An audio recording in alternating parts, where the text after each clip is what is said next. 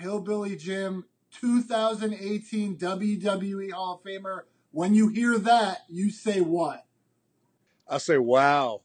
And that sounds like something you'd hear on Antiques Roadshow, but really, I wasn't expecting it. It was hit me from the clear blue, and it's beyond belief to think that this has happened to me. And really, it's like the cherry on top of the ice cream sundae, man. That's as good as I could ever hope for. This is just above and beyond my dream to get put in this Hall of Fame because I've already reaped all the benefits from having this business and from being in this industry, and to have this to happen to me, it's just more than I needed because this has been a wonderful ride for me, something I could have never envisioned.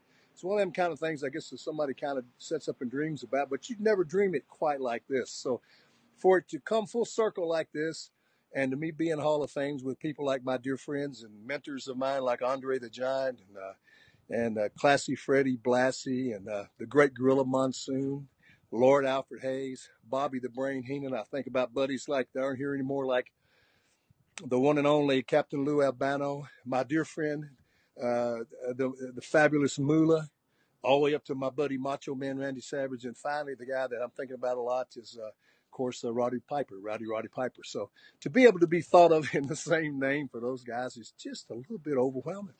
Take us through the phone call if you can. Like, what was that like? The phone call came on a Sunday morning. And to be honest with you, they had been calling me for several days prior to that to try to get me.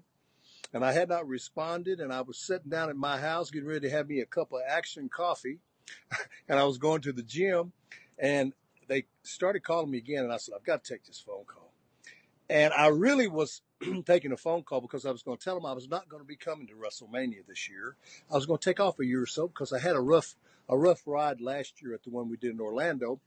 And with transportation, I felt like the whole weekend I was just behind, brother. So I said, I'm going to take off a year or so, and I was telling him that. I said, listen, I appreciate it. Tell everybody have a great time in New Orleans and tell the boys hello, and I'm going to take off. He said, well, Jim, all that's good.